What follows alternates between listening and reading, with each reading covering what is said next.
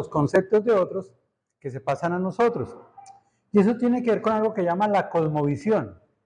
La cosmovisión tiene que ver con la visión que yo tengo del cosmos. Cuando hablamos del cosmos, pues es algo muy grande, y entre esa parte del cosmos está la Tierra, y entre esa parte de la Tierra hoy estamos acá en un pequeño sitio, pero tiene que ver con todo el cosmos.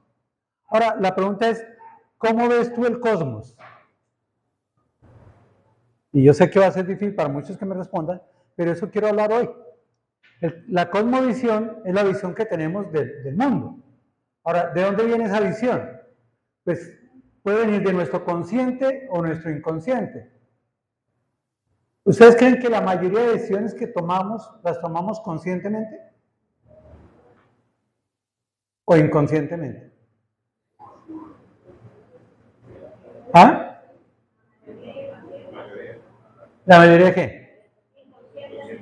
Ahí está el problema, que nosotros no hemos aprendido a tomar decisiones.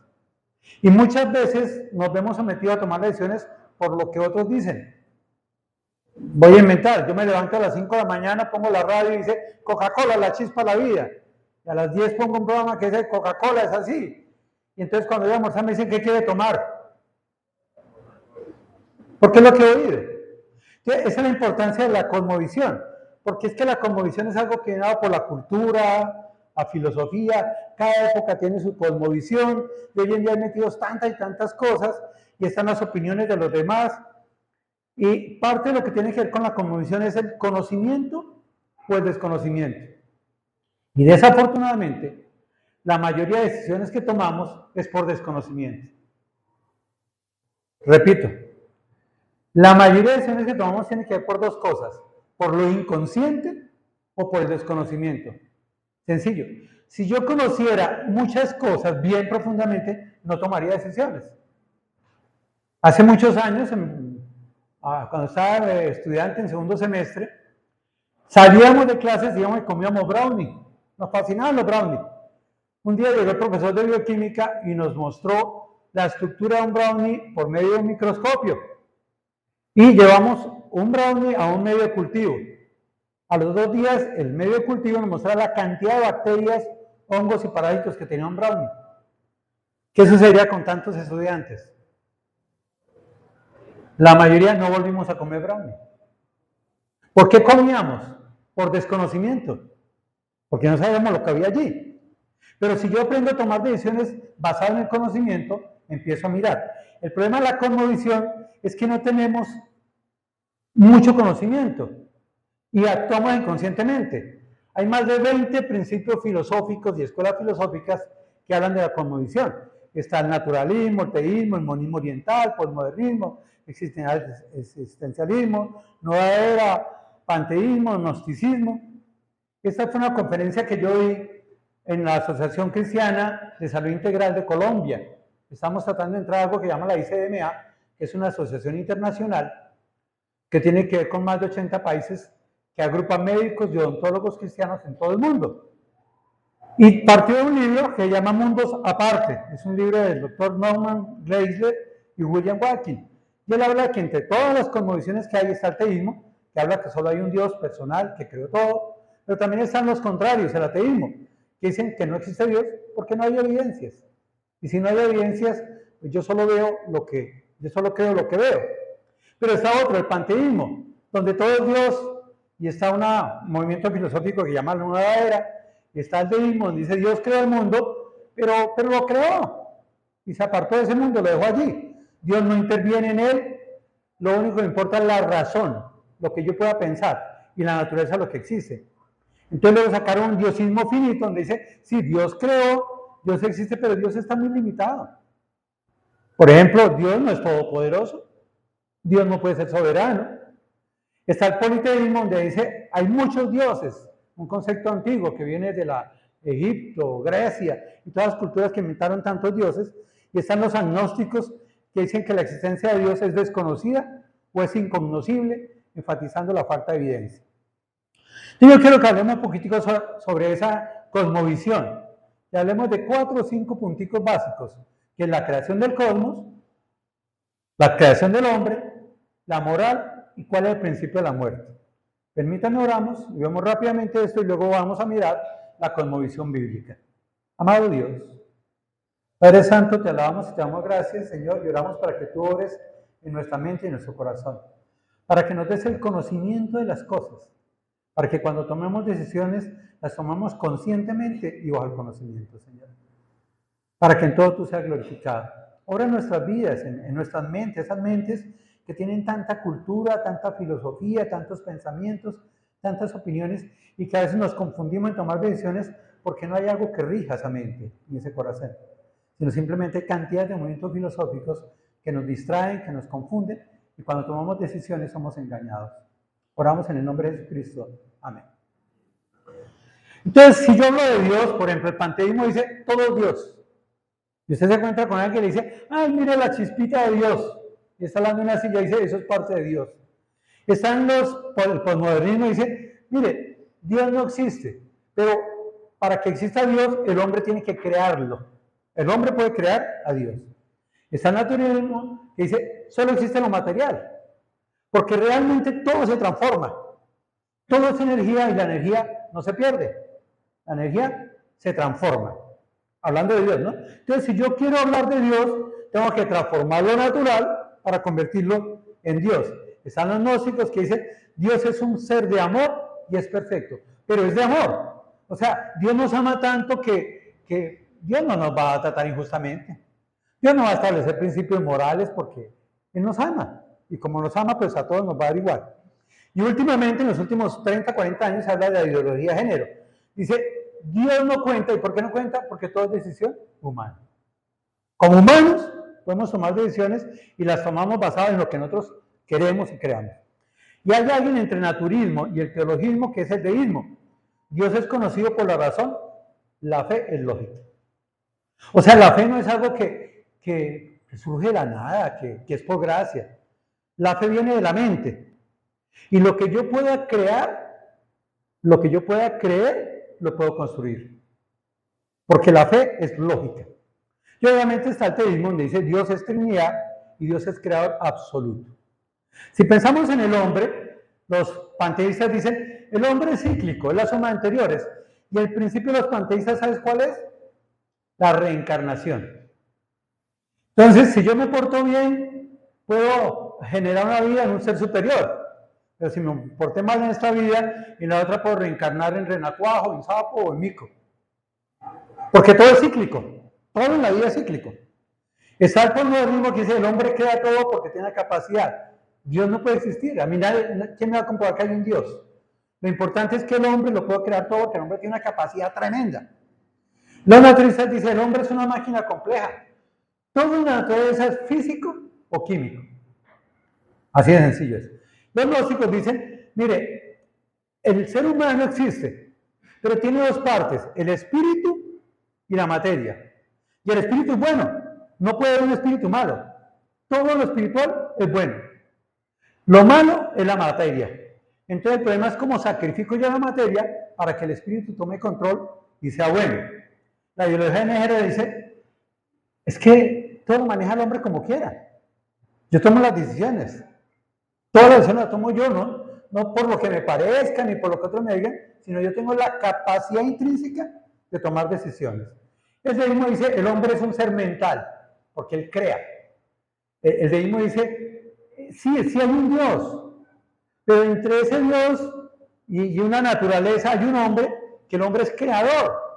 Y el hombre puede crear todo lo que quiera, y obviamente está el teísmo donde dice, el hombre es creado a imagen y semejanza de Dios, pero se separa de Dios por medio del pecado. ¿Qué hace el pecado? Nos separa de Dios. Los gnósticos dicen, el espíritu es bueno, la materia es mala, pero si yo vivo más en la parte espiritual soy bueno, y si vivo basado en la carne soy malo. Dios dice, o el teísmo dice, el hombre es creado a imagen y semejanza de Dios, pero el pecado lo separó de Dios, y eso es lo que lo hace mal. Si hablamos de moral, los panteístas dicen, mire, los verdaderos valores morales es que el cosmos es grande, todo es Dios, entonces como todo es Dios, lo importante es llegar a ese cosmos, porque el cosmos es lo importante. Lo grande no es el hombre, lo grande no es Dios, sino ese cosmos grande. Entonces yo tengo que ir mucho más allá del bien y del mal y generar un cosmos. El posmodernismo dice, dice, la moral es construcción relativa, porque depende de mi relación con los demás. Hoy la moral puede ser que sea malo matar, pero en una guerra matar es bueno, porque si yo mato a otros, evito que me maten a mí. Entonces la moral es muy relativa. O sea, ¿de qué depende la moral? De lo que yo pienso. El naturalismo dice, la moral es producto de la relación humana. ¿Qué quiere decir eso? Yo hablo mucho con Jason, y Jason me estima mucho, yo lo estimo, y entonces él sabe mis necesidades. Y si yo lo robo a él, no es malo, porque no hay una moralidad como tal. Él me aprecia, yo lo aprecio, entonces él tiene mucha plata y si yo lo robo, pues es bueno. Porque como somos amigos, entonces la moralidad pues, tiene que ver con las relaciones humanas, ¿verdad? Y yo con el Luchito me trato bien, y un día lo golpeo y todo, y Luchito dice, qué bien hermano, y me da otra cachetada, y pues son los valores morales de nosotros porque así nos estimamos nosotros. O sea, la moral se construye por medio de la relación humana. Los gnósticos dicen, no, la materia es buena, pero el espíritu es bueno. Perdón, la materia es mala, pero el espíritu es bueno. Es decir, todo lo que yo haga espiritualmente es bueno. La moral no existe, porque el espíritu hace lo bueno, pero la materia hace lo malo. La ideología de género dice, la moral tiene que ver con la decisión humana. Yo soy el que decido qué es bueno y qué es malo, ¿verdad? El gran problema, la maldad viene porque hay gente que me oprime. Hay gente que es intolerante. O sea, si yo como hombre quiero ir con falda y con aretes y con piercing y caminar así con quiebre de cintura, eso es bueno para mí. Y si el hermano Willington dice, dígame ese cómo camina, el problema es de él. Él es un opresor, intolerante. Pero la moral, ¿cuál es si yo quiero hacer eso? Los deístas dicen, todo es lógico, pero depende de la razón. O sea, póngale razón a las cosas y mire si es bueno eso o es malo eso. Pero no puede haber un principio de moralidad. Todo tiene que ver con la mente y la razón. Y la teología dice, Dios fija la norma moral, Él es el quien da las normas y Él es el único que puede juzgar porque es el que da las normas. Si pensamos en la salud, entonces el panteísta dice, se muere para el bienestar. Porque toda la vida depende del karma. Y como hay un karma, entonces ese karma se tiene que descomponer de lo natural a lo espiritual, entonces lo que hacemos es reencarnar porque todo es cíclico. Entonces, si yo quiero generar salud, ¿qué tengo que hacer? Morir para reencarnar en otro ser, y si yo me porté bien, pues a reencarnar en un ser superior. Y entonces ahí está la salud, porque vuelvo a nacer. El posmodernismo dice, lo importante es la mente, es decir, piensa y lo lograrás. No sé si ustedes han escuchado alguna vez, si usted tiene dolor de cabeza, párese a un espejo y diga, no me duele la cabeza, no me duele la cabeza, no me duele la cabeza. Eso es posmodernismo. Porque mi capacidad de pensar es superior a todo lo demás. Entonces, ¿cómo es una milhoja? Diga, yo no soy diabético, esta milhoja no tiene azúcar, esta milhoja no tiene azúcar. Usted se la come, usted es posmoderniza, pero va a entrar en un coma diabético. Así de sencillo es. El naturismo dice que somos químicos. Como yo soy químico, si me enfermo, ¿qué necesito? Algo químico, que me tomo un medicamento. Entonces al hipertenso le dice, tomen este medicamento que lo va a sostener.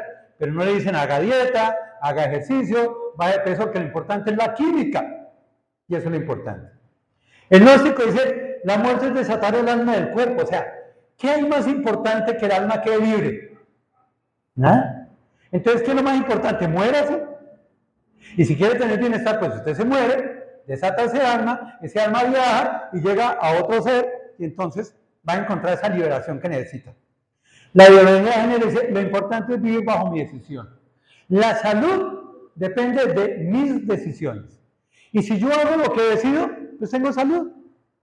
El problema en la enfermedad es que yo quiero hacer una cosa y me veo obligado a hacer otra cosa porque me oprimen, ¿verdad?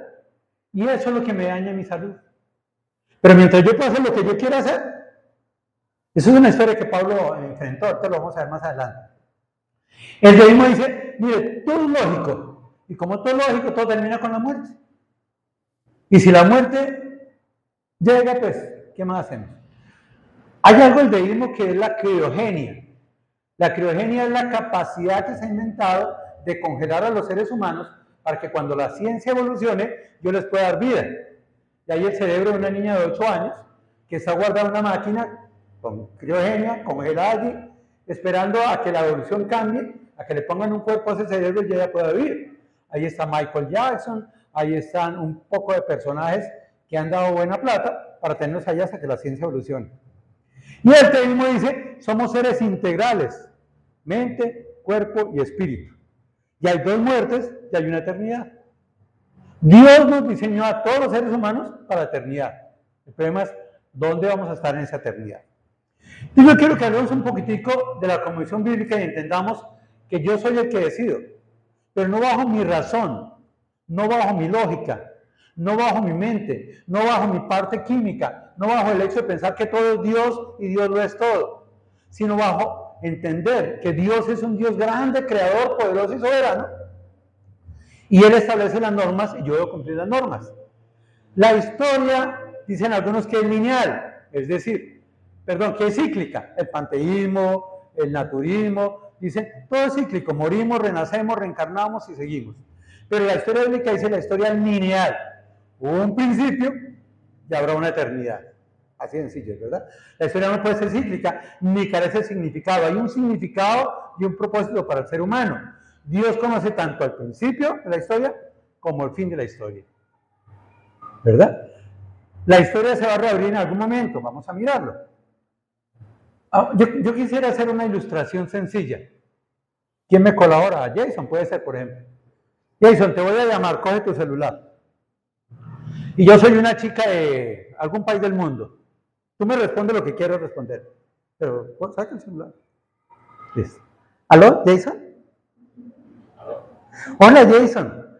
Yo no te conozco, pero yo sé que tú eres un tipo apuesto, juicioso, y yo quisiera como tener una relación contigo, Jason. Estoy casado. No importa que seas casado, mi mente es superior y yo no sufro de celos. Para mí. No, pero es que ella puede morir y tú vas a quedar solo. Pero lo que importa que entiendas es que aunque yo no te conozco, yo sé la calidad de persona que eres tú. Y yo te admiro, Jason. Es más, te admiro tanto que yo no quiero ni siquiera una relación sentimental ni amorosa. Simplemente quiero darte un buen trabajo en una muy buena empresa y ponerte un buen salario. Porque yo no te conozco, pero sé que eres un tipo muy activo, muy dispuesto, muy diligente. Ya le paso a mi señora a ver qué dice. Claro, pásamela. A ella le doy un puesto de secretaria. Es que lo importante es que yo sé tus capacidades, aunque yo no te conozco. Y yo te admiro sin conocerte. No creo. ¿No crees? ¿Qué no crees? Si no me ha visto, ¿cómo va a conocer? No, pero pues que no importa. Yo eché al azar así algo y me salió el nombre de Jason y yo quiero hablar todo por ti. Yo tengo una gran empresa, tengo una gran solidez económica y quiero, porque te admiro, quiero hacer lo mejor para tu vida. Y si eso incluye tu vida, esposa, no importa. Y si tienen hijos, desde que no sean más de 15 hijos, yo los mantengo. ¿No? Bueno, entonces, es que los hombres son muy complicados. Las mujeres sí son amorosas. Piedad, te voy a llamar. Yo soy hombre y te voy a llamar. Y no importa que esté con un chito, porque el bienestar es para los dos. Entonces tú me contestas, ya te tocó. Hola, Piedad, ¿cómo estás? Bien, gracias. Piedad, mira, es que yo no te conozco a ti. No conozco, creo que tienes un esposo, pero no lo conozco y tienes hijas, pero no importa. Pero yo quiero, es que yo te admiro muchísimo. Tú eres una mujer hermosa. Yo no sé si mides 1,80 o 1,60, pero yo te admiro muchísimo. Y yo quisiera hacer algo por ti. Mi esposo dice que eso, bueno, no está. No, pero es que yo no quiero darte nada. Yo quiero es colocarte en una muy buena posición. Y Luchito pues se equivoca también, ese señor, a él sí me parece que lo conozco. Bueno, entonces, esa gente no me respondió, le pregunto a todos, ¿ustedes creen que yo pueda admirar a una persona que no conozco? ¿Por qué no? Pues si nosotros vamos a Hechos 17, perdón, los invito a que vayamos a Hechos 17 y miremos algo importante. La primera parte de Hechos 17, que no está aquí, pero que quiero mirar, en el capítulo 17, versículo 16, dice, mientras Pablo los esperaba en Atenas, su espíritu se enardecía, viendo la ciudad entregada a la idolatría. ¿Qué estaba viendo Pablo? ¿Ustedes creen que hoy hay idolatría? Y cuando vemos la idolatría, ¿qué hacemos? Grave, ¿no? Porque a veces la permitimos, la toleramos, hasta decimos, ay, tan chévere esa gente. Pablo se enardecía. Pablo decía, uy, ¿cómo la gente puede hablar de un Dios desde el panteísmo, del posmodernismo, desde los gnósticos? Y todo lo aceptan. Mira lo que dice el versículo 17. Así que discutía en la sinagoga con los judíos y piadosos, y en la plaza cada día con los que concurrían. ¿Qué hacía Pablo? ¿Por qué? Porque no estaba de acuerdo con lo que veía. Él tenía una visión centrada en un cosmos, pero más que en un cosmos, en un Dios vivo. Ellos no tenían un Dios vivo. Ellos pensaban en el cosmos y ellos decían, yo puedo llegar a Dios como yo quiera, a través del panteísmo, del gnosticismo, del deísmo, del naturismo. Porque es una visión chévere, relajada.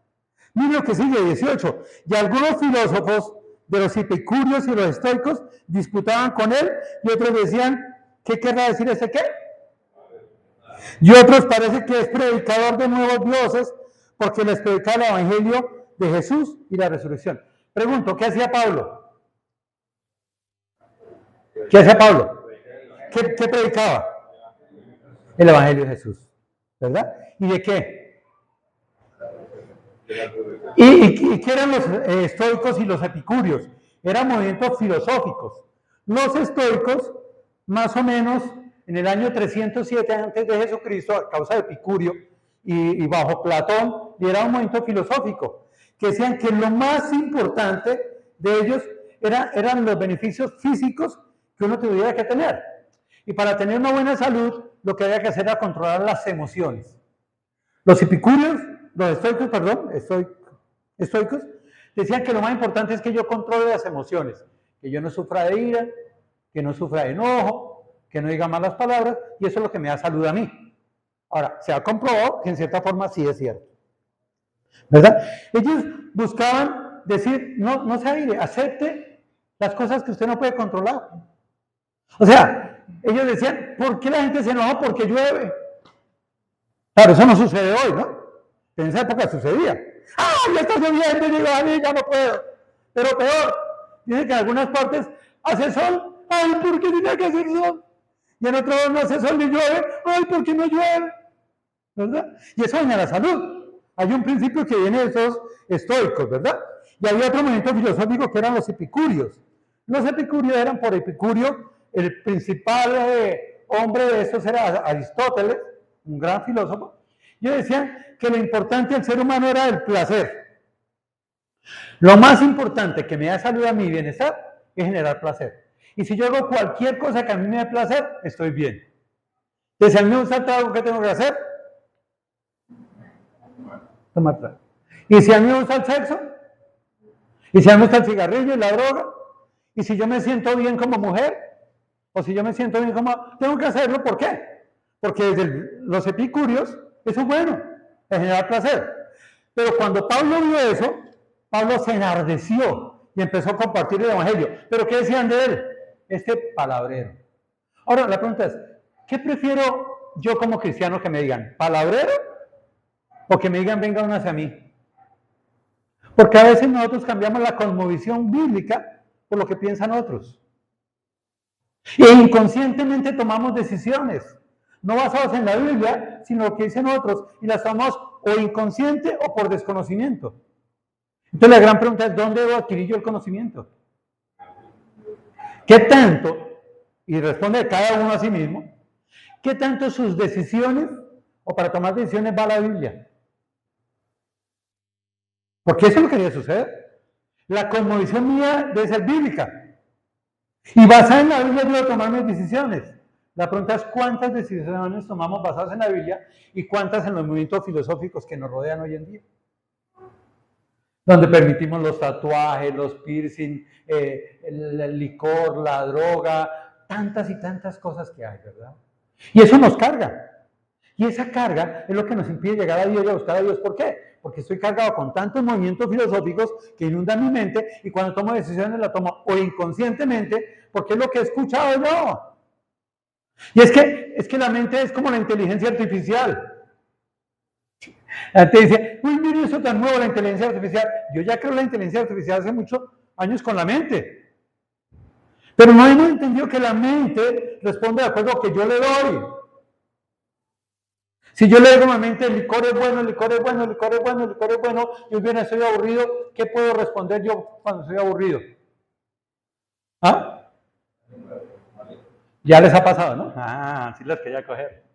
Claro, porque las respuestas de mi cuerpo dependen de lo que yo lleno mi mente y mi corazón, porque la abundancia del corazón habla la boca, y las palabras tienen poder. Entonces, el gran problema que hay en la cosmovisión es qué hay en mi mente y qué hay en mi corazón. Porque eso yo decido. ¿Cómo decides tú? ¿Cómo decides tú? Entonces Pablo ve toda la idolatría que hay allá y dice, yo voy a hacer algo. Y aunque le dijeran palabrero, él empezó, versículo 19. Y tomándole le trajeron al areópago diciendo, ¿podremos saber qué es esta nueva enseñanza de que hablas? Claro, esto es en el año 60, 62, cuando empieza a crecer el evangelio, y para todos era una nueva enseñanza. Y todos querían oír. ¿Sabe que a mí me parece que el mundo de hoy quiere oír las cosas? Pero me da la impresión que a nosotros no nos importa la idolatría de los demás y preferimos quedarnos callados. Pablo no pudo, se enardecía en su corazón. Decía, ¿por qué la gente duda de Dios, del Dios vivo? Y empezó a anunciarlo. Y no importa que le dijeran palabrero, pero ese anuncio que él hacía, porque la gente quiere escuchar, le permitió que otros lo escucharan. Yo creo que no es que hoy no haya puertas para el evangelio. Yo creo que nosotros muchas veces las cerramos en vez de abrirlas. Y luego, con todo respeto, versículo 20. Pues traes a nuestros oídos cosas extrañas. Queremos pues saber qué es lo que quieres saber. ¿Qué es lo que quieres decir esto? Versículo 21. Porque todos los atenienses y los extranjeros residentes allí en ninguna otra cosa se interesaban sino en decir o en oír algo nuevo. A mí me parece que el gran problema que hay en el mundo hoy en día es que cada uno tiene su cosmovisión, cada uno tiene sus pensamientos, que muchas veces son productos del desconocimiento o de lo que le han metido en el inconsciente. Y por eso deciden. Y después muchos dicen, ¿yo por qué hice esto? Claro, también nos pasa a nosotros, ¿verdad? Entonces por eso me gusta este texto, ¿verdad? Y por eso hice las ilustraciones y ya ustedes entenderán. Vamos a mirar Hechos 17 del 22 en adelante hasta el 30, entendiendo que Dios, la teología bíblica es lineal. Tuvo un principio, creación, y tendrá un final que se llama eternidad, que nunca va a terminar. Pero es a donde queremos llegar. ¿Y dónde está Dios? ¿Ah? ¿Por qué? Porque Dios es espíritu, porque Dios es eterno, porque Dios es soberano. Y aunque muchos digan que Dios no tiene control de la naturaleza, claro que sí la tiene. Porque es que para Dios no hay tiempo. Para mí sí hay tiempo. Yo vivo estresado, me quedan 5 minutos. Menos mal que yo ya le dije al hermano, a Víctor, que tenía hasta la 1:30. Todavía tengo tiempo, ¿verdad? Pero la mayoría estamos pensando en el tiempo. A Dios no le importa el tiempo. Dios es paciente. ¿Por qué Dios es paciente? Porque es el dueño de todo el tiempo. ¿Por qué somos tan impacientes nosotros? Porque queremos todo hacerlo en el mismo tiempo. Si nosotros fuéramos más como Dios, pensáramos más en Dios. Entonces, ¿qué dice el texto? Primero, versículo 22 al 23 dice, entonces Pablo lo llamaron a que hablara, y se paró en el areópago, en una media torta. Y entonces Pablo, puesto en pie en medio del areópago, digo, varones atenienses, ya había observado, ¿no? En todo observo que sois muy religiosos, porque pasando y mirando vuestros santuarios, hallé también un altar en el cual estaba esta descripción, al Dios no conocido, pues a ese que vosotros adoráis, pues sin conocerle, es a quien yo os anuncio. Y entonces vamos a mirar varias cosas. Primero, Pablo entiende que el hombre es religioso. Y si nosotros miramos nuestro alrededor, entendemos que el hombre es religioso. Porque el hombre busca algo con qué ligarse. ¿Verdad? Algunos lo hacen con buena perspectiva, otros con malas perspectivas. Porque hoy en día la gente busca el gnosticismo, la nueva era y tantos grupos religiosos, porque el hombre por naturaleza quiere pegarse a algo superior. Pero como no tiene el conocimiento de nosotros, entonces va a buscar otros lados. O a veces ve la vida nuestra que no le convence y se va para otros lados. Ahora, eso pasaba allá. Allá pasaba. Estaban epicúreos, estaban estoicos y estaban buscando más el placer y la razón. ¿Verdad? Y no vivir por las emociones. Pues eso vio Pablo. El hombre es religioso. Segundo, el hombre hace cosas para agradar a Dios. Dice el versículo 23, porque pasando y mirando vuestros santuarios, allí también un altar en el cual estaba esta inscripción, al Dios no conocido. El hombre quiere agradar a Dios y quiere hacerle altares a Dios. Por eso ponen veladoras, por eso rezan el rosario, por eso son generosos, porque quieren llegar a Dios a través de muchas cosas, pero no entienden que solo hay un camino para llegar a Dios. Y no lo entienden porque nadie les ha dicho. Y entonces, ¿qué hay en su mente? ¿Qué hay en su corazón? Yo puedo llegar a Dios como yo quiera. ¿Me entienden? Pero ¿qué es lo más grave? Dice que hacemos cosas por y para Dios. ¿Qué hacían ellos? Santuarios. ¿Sabe que la gente hace cosas para Dios? Yo me porto bueno, yo voy a la iglesia. Ya un creyente somos así. Hermano, yo esta semana estuve bien porque fui a la iglesia 2 cultos. 2 cultos. O sea, invertí en Dios 3 horas. ¿Y la otra 163 a quién? ¿Al yo? ¿A la idolatría? ¿A qué la invertimos? No entendemos que Dios quiere una relación de amor continua, plena, profunda, total. Sigue ahí, dice, se adora sin conocer a Dios. Mire lo más grave. El hermano Jason es muy sabio. Yo no quiero saber nada de usted. Yo prefiero a mi esposa, que a ella sí la conozco. La hermana Piedad decía, yo a Luchito que conozco. Pero ¿cuántas veces adoramos a Dios sin conocerlo? No entendemos que lo importante del ser humano es conocer a Dios.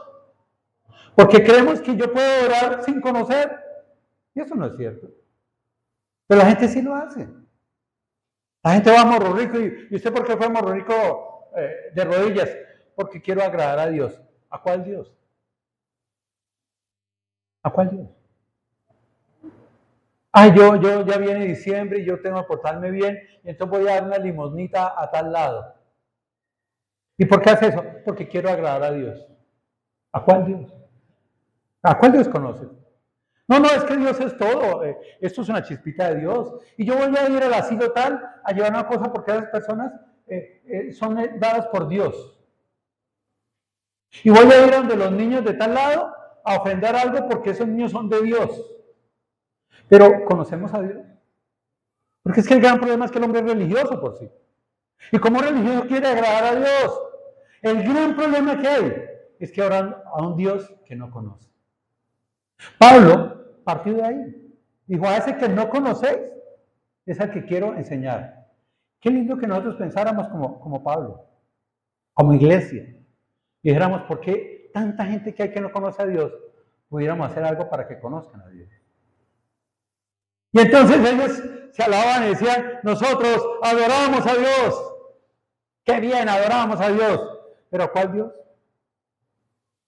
Porque más importante que adorar a Dios es conocer a Dios. El adorar a Dios es el resultado de conocerlo. Yo no busco adorar a Dios para conocerlo, no. Porque ¿qué es la adoración? Es un estado pleno de reconocer quién es Dios. Eso es adorar. ¿Y qué es alabar? Es reconocer la obra de Dios y exaltarla. Yo alabo a Dios por gratitud y adoro a Dios porque reconozco su grandeza. Pero pregunto, ¿cómo adorar a un Dios que no conozco? ¿No será que el mundo necesita conocer a Dios para en verdad adorarle?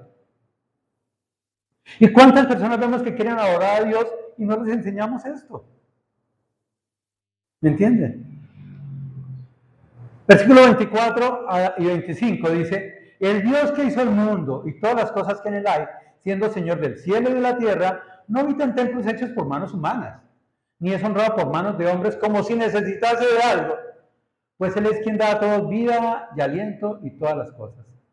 Es decir, si miramos desde el principio, Dios todo lo creó. Dios es desde la creación y hasta la eternidad. Y si yo voy tan solo a la creación, yo entiendo que Dios todo lo hizo por su palabra. El Dios que hizo el mundo, ¿cómo lo hizo? Con su palabra. ¿Cuántos se demoran a hacer todo? ¿Cuántos se demoran a hacer todo? ¿Cuánto? 6 días. Y todos lo dicen, ¿cómo lo hizo? De la nada. Claro, algunos osan decir que es que el mundo estaba en caos y explotó, y esa explosión se formó toda la grandeza que vemos hoy. Yo digo, eso es como yo tirara una grabadora a un 10º piso y se convirtiera en un celular. Uy, ojalá eso se pudiera hacer, ¿no? Sobre todo es que ya me está fallando y tengo 2 grabadoras dañadas en la casa. Sí, eso dice, el caos era terrible en el mundo y explotó y se formó esto. Claro, otros dicen que como todo es químico, pues se unió el agua, y el agua es hidrógeno y oxígeno, y encontró carbono, y entonces unió hidrógeno, oxígeno y carbono, y formaron una célula, y esa célula, que era una ameba, fue creciendo y se formó en parásito, y ese parásito fue creciendo y se formó en sapo, y ese sapo se convirtió en mico, y ese mico se convirtió en hombre. Claro, eso lo dicen. Y saben que a mí, cuando yo estaba estudiando, me decían que era más fácil creer eso. Me decían, Jorge, ¿usted tiene fe en Dios? Pero pues, para mí es mucho más fácil creer en que hay un Dios superior que lo hace todo. El hombre que descubrió el genoma humano, cuando lo descubrió, es decir, cómo venimos de una pequeña célula y crecemos y se forma allí todo el organismo y todo eso, él terminó de ver el genoma y dijo, nah, esto no puede ser algo del azar. Esto es hecho por una mente superior, y si quieren decirle Dios, es Dios. Para mí es más fácil creer eso, a creer que el mundo viene de un caos que explotó, o de una célula de renacuajo que fue creciendo a sapo, a mico y a eso, cuando yo sé, y ustedes los invito a que lean, busquen en el internet, tan fácil que es ahora, especialmente para los jóvenes, busquen cantidad de cromosomas de los animales, y van a descubrir que el sapo tiene 26 cromosomas, el mico 46, el hombre 43, y yo sé que si un niño nace con un cromosoma menos, o con una trisomía 21, nace malísimo. Ahora, ¿cómo hace alguien para pasar de un cromosoma a 23 pares de cromosomas y decir que creó al hombre? A mí eso no es fácil de entender. Yo no puedo creer eso. Para mí es más fácil creer eso. El Dios que hizo el mundo y todas las cosas que en él hay. Dios es creado.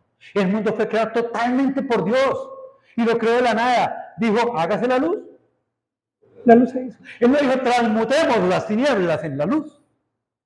Porque es que la energía no se transforma. Dios es creador. Y Dios lo creó de la nada. ¿Y qué hizo? Dios lo creó todo, absolutamente, las cosas que en él hay. Pero no solo Dios creó todo. Dicen Colosenses que Él es quien lo sostiene todo. Y entonces alguien dice que la teoría de la gravedad, eso es por la fijación interplanetaria y cósmica, caótica del mundo. Pero Dios lo creó. Jesús la creó. Aún la ley de la gravedad. Pero también dice que Dios es Señor del cielo y la tierra. Dios es amo, dueño de todo. Dios no es una cosita creada por el hombre. Dios no solo nos creó a nosotros, sino Dios es el Señor, el soberano, el dueño de todo. Dios es muy grande para estar en lo creado. ¿Sabes que el hombre quiere crear cositas? Y creamos este templo y creamos esta, ¿cómo se llama? Una ermita, creo que se llama. Le colocan ahí las imágenes para que acá esté Dios. Y Dios está en tal lado. ¿Por qué la gente va caminando así en un bus y se persigna? Porque dice, ahí está Dios. Si eso fuera cierto, yo tendría que andar aquí así, porque Dios está en todas partes. Pero nuestra mente, nuestro inconsciente, nuestra falta de conocimiento nos lleva a hacer una cantidad de cosas que no pensamos y que no tienen lógica. No pueden tener lógica. Porque Dios no puede ser contenido por el ser humano, aunque ellos hacían templos hechos por manos humanas. Dios es mucho más grande que eso. Versículo 25 dice, ni es honrado por manos de hombres, como si necesitase de algo. Pregunto, ¿qué necesita Dios de nosotros? Voy a ofrendar algo porque Dios necesita de esto. Yo voy el domingo porque Dios necesita que yo vaya. Voy a estudiar para predicar un domingo de esos porque Dios necesita que yo predique. Deja de pensar eso. Dios no necesita de ti. Tú eres el que necesita de Dios. Yo necesito de Dios. Dios es grande, soberano, absoluto, misericordioso, actúa por gracia. Y Dios lo que me dice es, aunque usted no sirve para nada, yo lo voy a usar. ¡Qué grandeza de Dios! Coger a alguien vil, pecador, sin capacidades, limitado, vulnerable, y hacerme útil para Él. Pero no es Dios el que necesita de mí. Soy yo el que necesito de Dios. Y por eso yo siempre oro al Señor, Señor, a pesar de mis incapacidades, de mis limitaciones, de mi capacidad pecadora, úsame en tu gracia. Sé misericordia de mí. Y cámbiame, transfórmame. Y Dios me dice, claro, Jorge, yo quiero cambiarte y tengo 2 herramientas. ¿Tú las usas o no las usas? Que es mi palabra y el Espíritu Santo. Y la palabra de Dios es la que me limpia y me transforma. Romanos 12. Dice, renovando el entendimiento. Yo tengo que cambiar mi entendimiento. Yo tengo que cambiar la cosmovisión que hay del mundo. Y el Espíritu Santo me guía, pero no me obliga. Él me dice, por acá, Jorge. Y yo escojo si por acá o por allá, porque yo decido. Tú decides. Pero, ¿estás decidiendo del inconsciente o del consciente? ¿Estás decidiendo de lo desconocido o de lo que conoces? Dios no necesita algo nuestro, porque Dios es el dador de la vida integral. Como si necesitase de algo, pues Él es quien da vida y aliento y todas las cosas. ¿Qué quiere decir eso? Dios formó al hombre, ¿qué lo formó? Del barro, del polvo de la tierra. ¿Y qué hizo? La parte física del hombre. Y lo formó a imagen y semejanza, puso su mente allí. Y luego, ¿qué hizo? Sopló aliento de vida. ¿Qué hizo? Puso su espíritu. Y Dios hizo un hombre integral, cuerpo, mente y alma, espíritu. Así lo hizo Dios, ¿verdad? Pero también le dio todas las cosas. Todo lo que tenemos es dado por Dios. ¿Qué es lo que necesita Dios de mí? Cuando Dios es el que me ha dado todo a mí. Versículo 26 dice, y de una sangre ha hecho todo el linaje de los hombres para que habiten sobre toda la faz de la tierra y les ha prefijado el orden de los tiempos y los límites de su habitación, para que busquen a Dios. Si en alguna manera palpando pueden hallarle, aunque ciertamente no está lejos de cada uno, Dios es lineal. Y Dios desde la creación hasta la eternidad está allá con el hombre. Y Dios lo primero que creó, ¿a quiénes fueron? ¿A quiénes creó Dios? Creó la luz, creó las aguas, creó todo. Y cuando uno estudia Génesis 1, genial, un día me gustaría hablar de Génesis, como todo lo que creó Dios fue perfecto en el momento y en el orden adecuado. Es genial, los invito a que busquen Génesis 1 y lo estudien una y otra vez. Pero ¿a quiénes creó primero como hombres? Porque acá dice, y de una sangre ha hecho todo el linaje de los hombres. ¿A quién creó? ¿A ella qué? No. Dios no creó a Adán y a Eva. ¿Dios creó a Eva? ¿Ah? Sí. ¿Sacó qué? A la costilla. ¿Y de la costilla a quién hizo? A varona, no a Eva. Dijo, esta es, y Adán la aceptó y dijo, ahora será llamada varona, porque varón fue hecho. ¿Qué fue lo que Dios notó? Que el hombre estaba solo y que no era bueno. ¿Y qué hizo una mujer? Le dijo, Dios creó a él y a varona. ¿Y qué le dijo? Fructificados y multiplicados y sojuzgar la tierra. ¿Qué dice acá? Y de una sangre ha hecho todo el linaje de los hombres para que habiten sobre toda la faz de la tierra. Eso fue la voluntad de Dios. Dios quería que el mundo fuera multiplicado.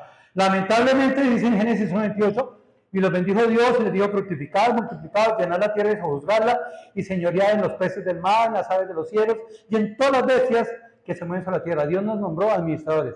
Pregunto, ¿y el hombre sí hizo esto? ¿El hombre sí hizo eso o no?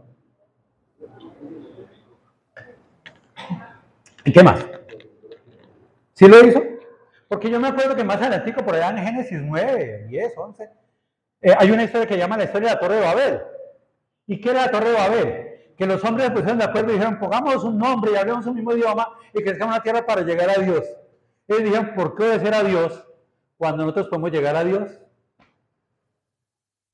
El hombre quiere buscar a Dios por sus modos, en vez de obedecer a Dios diciendo sojuzgar la tierra. ¿Qué hizo Dios? Los confundió y los esparció por todos, porque dijo Dios, lo que yo quiero, se hace. Y entonces luego dicen, es que el hombre en Ardental, el hombre pasó por el estrecho de tal. Dios fue el que hizo todo eso. Y la gente todavía se sigue preguntando cómo.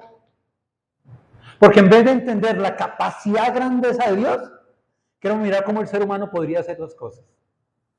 Ahora, Dios mandó llenar la tierra, pero el hombre no quiso hacerla. Dios dio la eternidad al hombre y dio morada. Mire, dice, y les ha prefijado el orden de los tiempos y los límites de su habitación. Pregunto, desde el punto de vista bíblico de Dios, ¿Por cuántos años creó Dios al hombre? Es una pregunta difícil. No, ¿cuánto vivió Matusalén? Ahora, ¿por qué Matusalén solo vivió 900 y no 3 millones de años?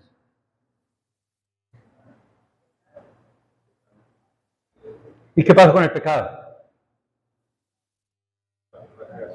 Más tarde les explico más bien. Dios desea que busquemos espiritualmente. Mira lo que dice Dios. Dice, ¿por qué les puso límite a los tiempos y a la habitación? Es decir, van a vivir sobre la tierra. Ah, ¿y habrá vida en Marte? Yo creo que en Júpiter. Es que andamos en las nubes nosotros. ¿Ah? No administramos la tierra y queremos administrar los satélites. A mí me parece que Dios es grande y el hombre es chistoso. Es mi visión, ¿no? Dios llega a nosotros por su gran amor, mire, dice, Dios, ¿qué es lo que quiere? ¿Qué es lo que Dios quiere? Para que busquen a Dios, si de alguna manera puedan, palpando, puedan hallarle. ¿Qué es lo que quiere el hombre buscar? El hombre físico. Dios no existe porque yo no lo veo ni lo toco. ¿Es esto? Los epicúreos y los estoicos querían buscar a Dios tocándolo, palpándole. Mismo que los panteístas, que los politeístas, que el naturismo, que el deísmo. Y en vez de entender la grandeza de Dios y que Dios en su grandeza nos creó a su imagen y semejanza, queremos buscar a Dios a ver, no, pues, que yo lo toque. Si yo lo toco, yo creo en Él. Yo creo que si creemos en Él, podemos encontrarlo. Por eso Él dice, aunque ciertamente no está lejos de cada uno de nosotros, ahí está Dios al lado tuyo.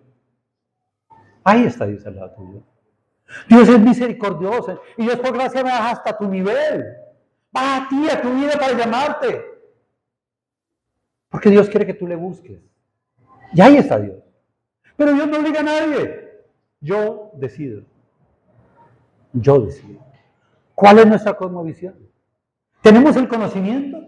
¿Queremos actuar conscientemente? Versículo 28. ¿Por qué en Él vivimos y nos movemos y somos? Como algunos de vuestros propios poetas habían dicho, porque linaje suyo somos. Siendo pues linaje de Dios, no debemos pensar que la divinidad sea semejante a oro, plata, piedra, escultura, arte e imaginación de hombre. Mire, el hombre no es Dios quien debe depender del hombre.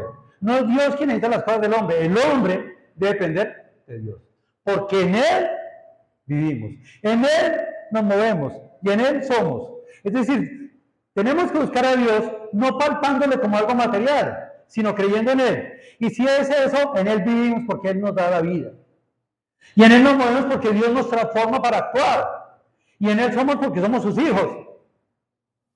Fuimos creados por Dios. El pecado distorsionó todo. Nos quitamos de la imagen y semejanza de Dios y el pecado nos retiró y nos apartó de Dios. Pero Dios quiere que volvamos a Él. Pero la única forma de buscar a Él es buscándole a Él. No físicamente, sino espiritualmente. El hombre proviene de Dios y podemos ser hijos de Dios. Mire, eso no era desconocido. Como algunos de vuestros propios poetas, mire, los poetas de los epicúreos, de los estoicos, de los atenienses habían dicho, ¿sabe qué? Linaje suyo somos. ¿Qué es un linaje? La descendencia. ¿Qué decían los poetas? Somos sus hijos, pero hijos descarriados. Porque el pecado los había apartado. Pero el hombre tiene la capacidad de entender que podemos ser hijos de Dios. Ahora, si somos hijos de Dios, dice en Juan 2:12, más a todos los que le recibieron, a los que creen en su nombre, les dio potestad de ser hechos de Dios. Pero ¿quiénes son los hijos de Dios? Los que le creen en su nombre, los que le recibieron, y Él nos da la potestad. Hay que buscar a Dios, hay que creer en ese Dios grande, por Dios soberano, y Dios nos permite ser hijos de Dios. No creemos por lógica, porque Dios es más que la mente y la lógica humana. Claro, algunos panteístas dicen que es por lógica, los naturistas dicen que es por lógica, los deístas dicen que es por lógica, pero no es cierto. No es cierto. Es por creencia en Él. Es algo espiritual, que es lo que nos lleva a Dios. Dios es mucho más que la lógica. Pero Dios no es materia, mire lo que dice allá. No debemos pensar que la divinidad, Dios, sea semejante a oro o plata. Ellos pensaban que el Dios tiene que ser algo hecho de oro y de plata. ¿Será que hoy también la gente piensa eso? Ay, mire, voy a hacer este crucifijo de oro y plata porque ahí está Dios. Y voy a hacer esto que es chispita de Dios y ahí está Dios. No, Dios no puede habitar en cosas hechas por los hombres. Dios no es oro y plata, Dios es mucho más grande que eso, más maravilloso, ¿verdad? Pero también pensamos que es creado por Dios porque es escultura de arte, la imaginación de los hombres. Entonces, mientras más haga yo lindo un Cristo, más lindo es Dios. No, Dios no puede ser algo material, por favor, hermanos. O queridos amigos, en esta mañana si hay alguno. Dios es más grande que eso.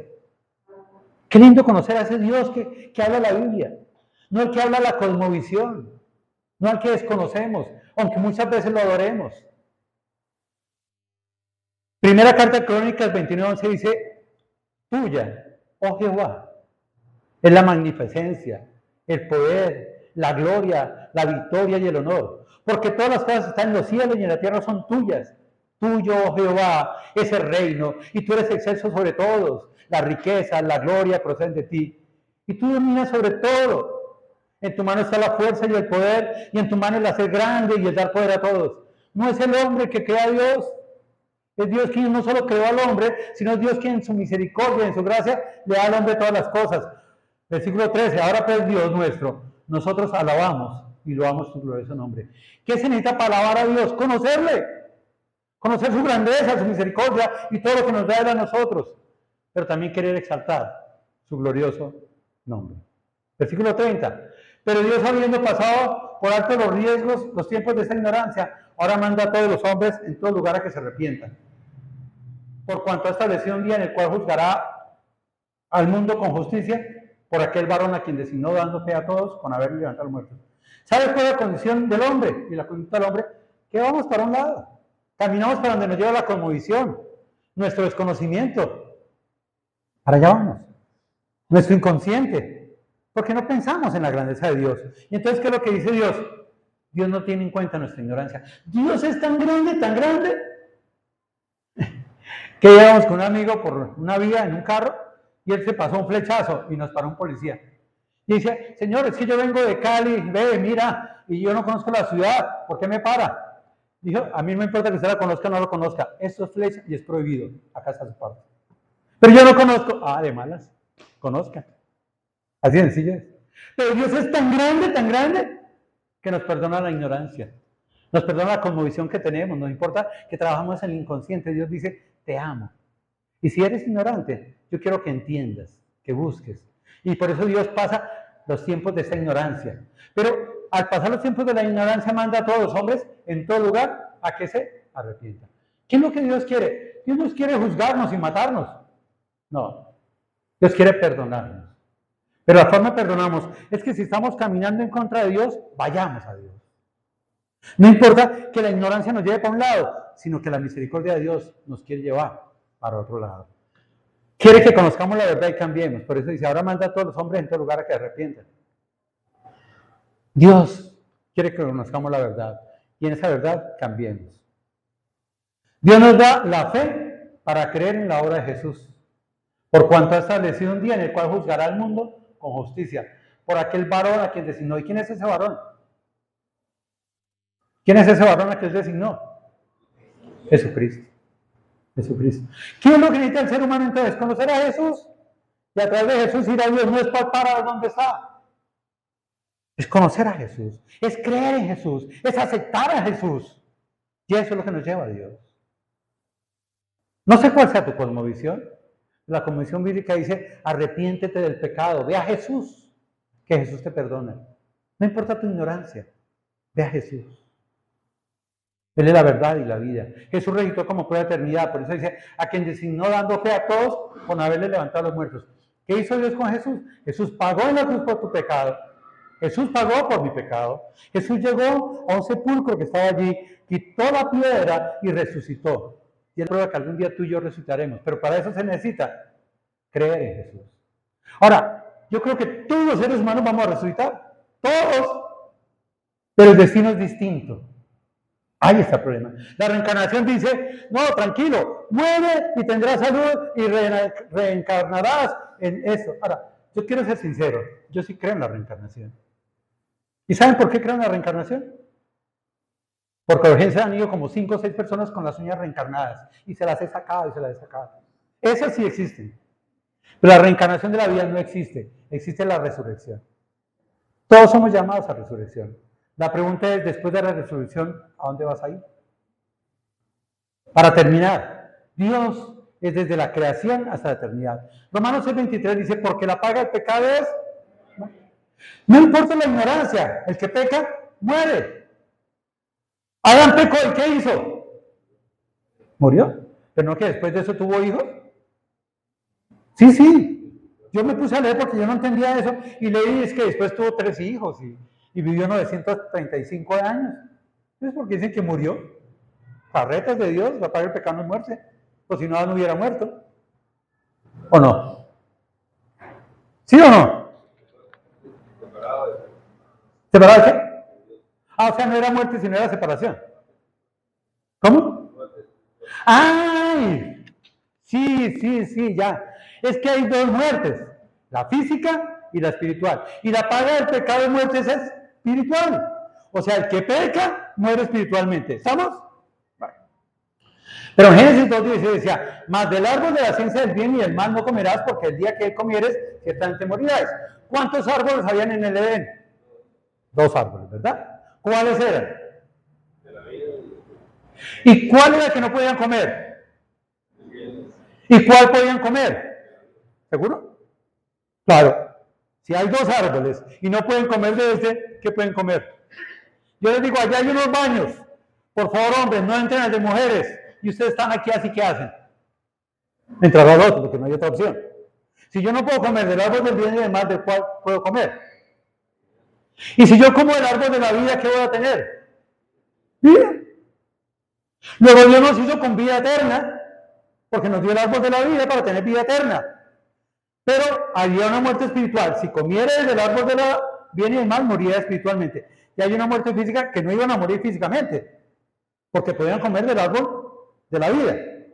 Romanos 5 dice, por tanto, como el pecado entró en el mundo por un hombre y por el pecado la muerte espiritual, así la muerte pasó a todos los hombres por cuanto todos pecaron espiritualmente. Ahora sí lo que decía Wellington, hay una muerte espiritual que me separa de Dios. Pero Adán vivió 935 años, Matusalén 990 años, y en época morían, ¿por qué? Porque ya habían salido del paraíso. ¿Y qué hizo Dios cuando bajó al paraíso? Puso un ángel, ¿para qué? Para que no vinieran a robarse los frutos de la vida. Y entonces inicialmente vivían 1000 años, 980 años, y ustedes van a Génesis 6, empiezan a disminuir. Es más, en Génesis 5, los primeros 5 o 6 versículos de Génesis 5, habla de la vida de cada uno. Y vivió 935, vivió 335, vivió menos Enoc, que dice que vivió tantos años y fue traspasado a los cielos. Y más adelante en Génesis 9, cuando viene lo de Noé después, ¿el arca de Moisés o de Noé?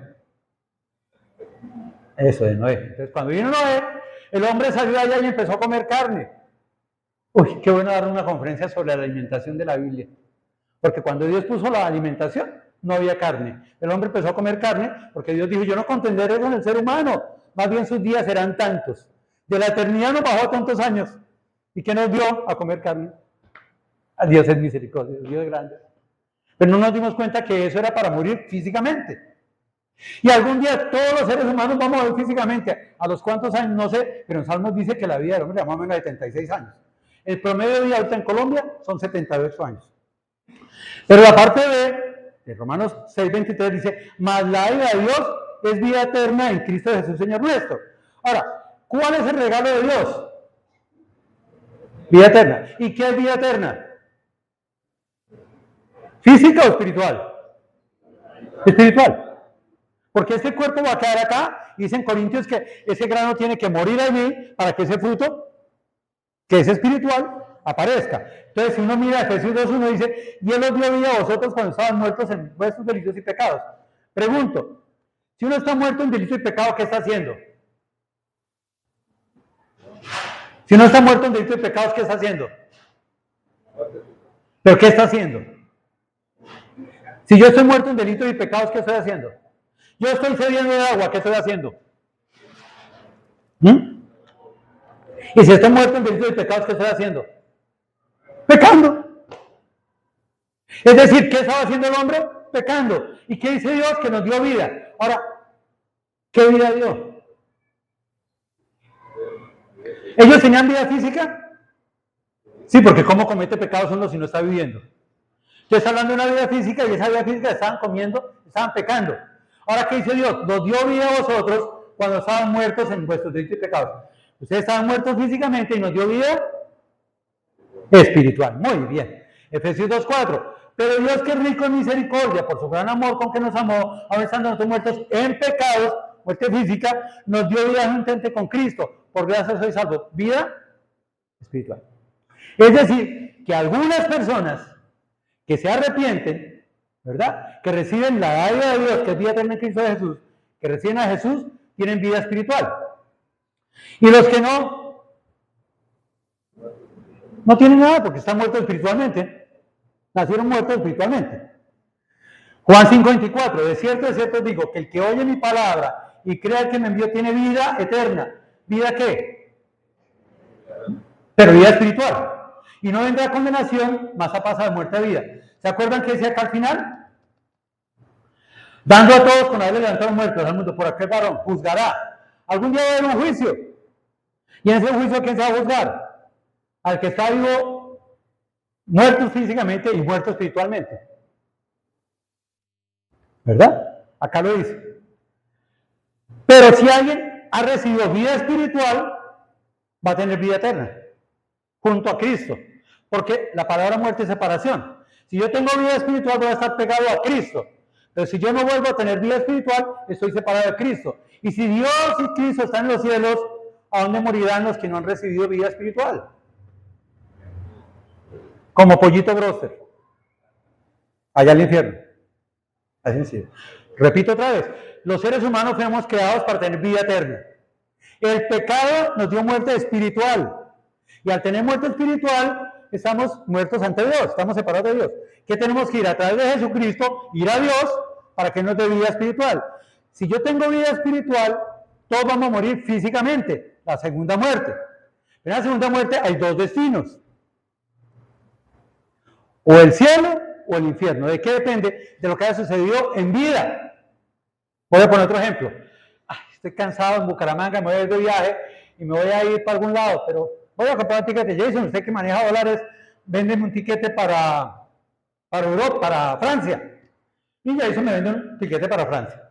Yo llego al aeropuerto, me subo al avión, digo, ay no, yo no, Francia está lloviendo, acabo de mirar. No, el señor piloto, haga un favor, a mí mándeme para Portugal. ¿Qué hace el piloto? ¿Cómo? Qué pena, usted ya tiene el tiquete para Francia. O sea, el piloto no va a decir, ay, ¿usted es Jorge Pinzón? Ah, no, hombre, váyase para Portugal. Pero, no puede, señor, ya compró el tiquete. Eso hubiera cambiado antes de comprar el tiquete y subirse al avión. Lo mismo va a pasar. Puede decir que San Pedro va a estar allá en algún lado y va a decir, ¿usted por qué quiere entrar? Ay, si yo me porté bien, yo fui juicioso, yo di 1,000 pesos de ofrenda todos los años. Yo era, no, qué pena, usted ya tenía el tiquete. Y el tiquete lo da Jesucristo. Él pagó en la cruz nuestro tiquete, nos redimió. ¿Usted aceptó eso en su corazón? No. Qué pena, ¿no tiene tiquete?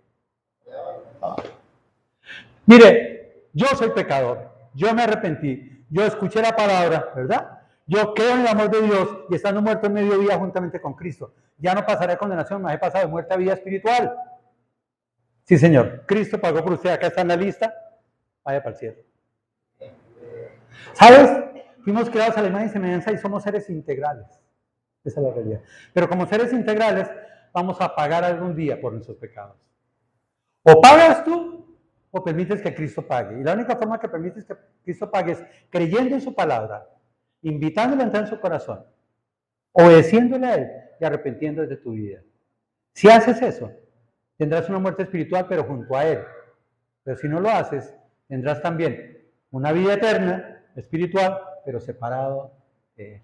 Amado Dios, Padre Santo, te alabamos y te damos gracias por tu amor, por tu palabra.